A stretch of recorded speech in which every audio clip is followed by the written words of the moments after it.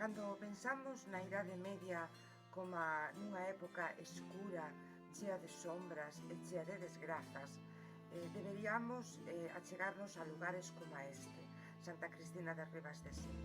Ocórreseme que quizáis nun mosteiro semellante a este, quizáis un pouco máis grande, é a verdade, achegaríanse as cantigas que compuxeron uns personaxes moi interesantes da Idade Media, os clérigos goliardos.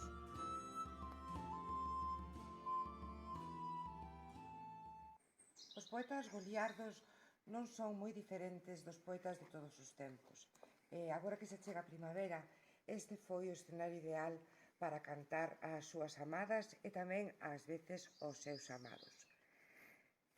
Ven xa a miña doce amiga, a quen como ao meu corazón amo. Entra no meu cuarto, de todos os enfeites adobiado. Alí están cadeiras acolchadas, a casa con tapices engalanada, tamén flores por ela estradas, con ervas fragantes mesturadas. Está alí a mesa aparellada, de toda clase de viandas cargada, piño soberbio é alí abundante, todo o que miña querida che aprace.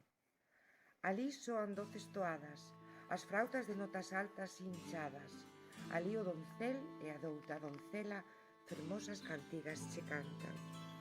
El co plectro tangue a cítara, ela coa lira entoa unha melodía, por tan cálices os criados, cheos de vinos especiados. A parte dos Carmina Burana, que son coñecidos de todos, os cancioneiros máis importantes da Idade Media en latín son estes tres: o cancioneiro de Cambridge, o de Arundel e o de Ripoll. Traducín para a Rinoceronte Editora estes tres cancioneiros que estaban inéditos en galego. Ademais, os dous primeiros, o de Cambridge e o de Arundel, tamén permanecen inéditos en castelán.